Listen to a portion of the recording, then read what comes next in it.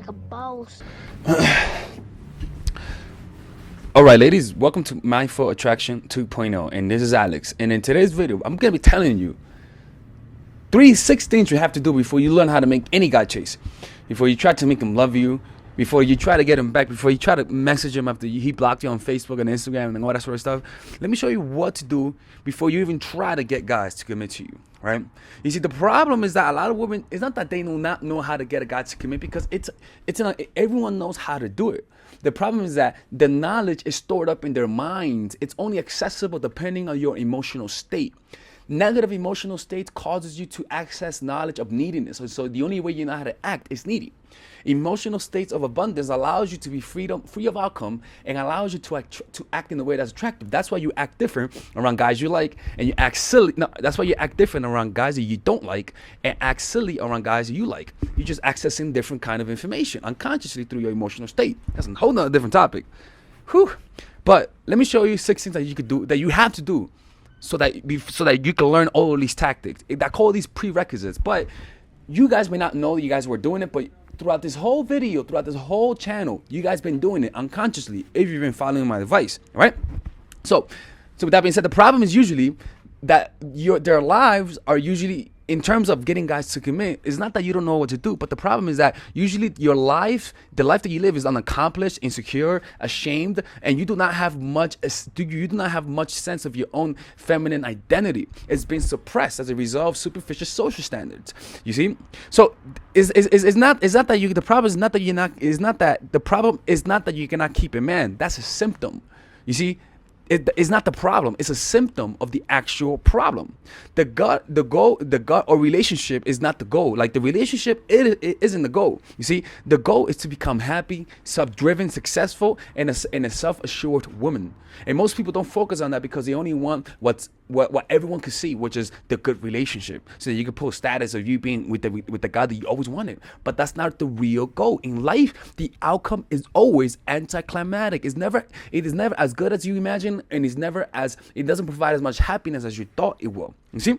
So if you don't meet this description about these things that you should do, then you got to stop watching all of these videos on dating and just focus on these 6 things first. All right? So the first one, if you don't have a job. Now, this depends on if you're a woman, if you have children, and you're trying to look for a job. Okay, that's fine, right? But if you don't have a job, go get a fucking job. The reason why is this: if you don't have a job, if you depend on a man to give you everything, what's gonna happen is that you're losing power. Money brings power. How does it bring power? Because nobody can control you with money. You see, make your money, get a job. Another thing about having a job is that it doesn't give you idle time. You see, you're not at home wondering where is your next guy, watching my channel. You're actually busy. And being busy leads you to have more things to do, so that you're not at home just waiting for the next guy. If a guy texts you, you instantly reply because you have nothing else better to do. You see? So the second thing is getting shape. Look, I know I talk about this, but health is fucking important. All right? Not only will you look better, feel better, and have more energy, but you can also meet other men in the gym. Who knows? You might see me, depending on the year. You see, and the attention that you're gonna be getting from guys, you're working out, it's actually kind of nice. I like when women look at me working out, even though it doesn't happen. The only time they look at me is when I'm fucking up. They never look at me when I'm lifting, those 2 things. But nevertheless, though, you gotta start working out. All right. So 1, get a job. 2, start working out and getting in shape. It's good for your health. Eat healthy food, man. I'm telling you.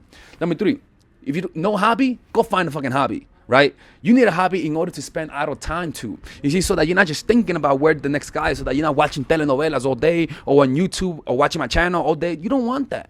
You want to have hobbies where you could exert some creative energy to. Like me, I play basketball, or do yoga, or make videos. This is my hobby. If it wasn't for that, I'll be doing nothing all day. Number 4, go out on a nightly basis, at least just to meet people. You see, go out at least just to meet up with people. For example, go to meetup.com and you'll be able to find different activities of what's going on around you, or even just go to some center where it shows you the events of the day. But the point is go every day at least. I don't do it, to be honest with you. This is advice that I don't keep. So I'm being a hypocrite right now. But I know this works. Just go out every day. Don't worry about the outcome. The Bhagavad Gita says you're entitled to the labor, but not the fruits of your labor, which means just go without an outcome. And I can promise you, naturally, you'll meet more people. Naturally, you'll be able to be at ease socially, and you'll be around more people. You'll be less jealous. You'll be less needy, and you'll be practicing your social skills more. right? And number 5, which is to me the second most important, visualize your ideal life. This is the most important part out of all of these tips. This will rewire your brain so that you can know exactly where to delegate your energy. Don't just want something. Envision it in your mind and make it an obsession. Envision how you want to act. Envision the kind of life you want to have. Envision how you want people to react to you. Envision how you want to feel towards people. Envision the kind of life you're having. Envision the kind of relationship you have, and make that a vision. And make that a vision that you're gonna see every single day, almost as though you're rewatching a sitcom that you keep rewatching. You see, we're talking about your future, your mind-made future, and so why not make that a priority, not through worrying about it, but through seeing it in your mind consistently and seeing how you behave, seeing how people react to you in a positive way. You see, and seeing yourself fulfilled. Don't forget that one part. It has to be specific. You see, so when you visualize yourself having a life, when you visualize yourself having a committed relationship and you being happy in it and him respecting you and you having a life and you not needing each other, but at the same time wanting each other, your brain is going to know exactly what you want. But I can promise you, most likely you never done it.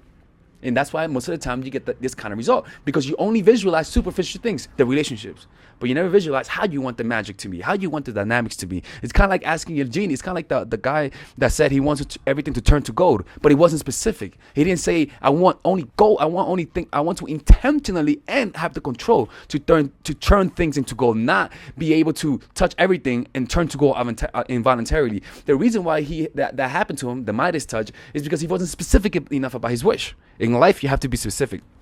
And the 6th one, meditate. To exercise the psycho out of you. You got to meditate in order to learn how to be more present, in order to remove your mind, or in order to remove those negative thought patterns that continually perpetuate your consciousness. Those negative thought patterns are based on your insecurities and based on the things that people told you should and should not do. Through meditating, you learn to identify from it. Through meditation, above all, you learn to become your own source of positive emotions. You learn to derive good feelings, not from the external, from within. And from there is the liberty. That's how you escape the matrix. Learning how to become your own ecosystem of positive emotions. And you do it through meditation. You do all of these things. Visualizing yourself, how you want to act, how you want people to act to you. Meditating, getting in shape, taking a job, doing a hobby, going out daily, just to meet people without having an outcome in mind.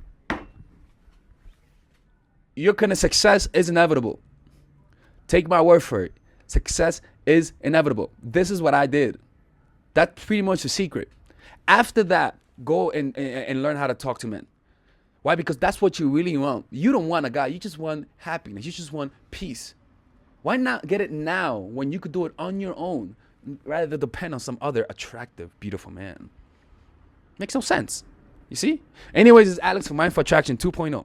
If you need one-on-one coaching, go to the link below. I'm going to London the 7th. All right. So if you want to attend my seminar to London, just go to the link below and purchase the ticket. All right. If you guys know any of your friends that are going, if you guys have a group, I'll also give a group discount. All right. Anyways, lady, have a good day and bye-bye.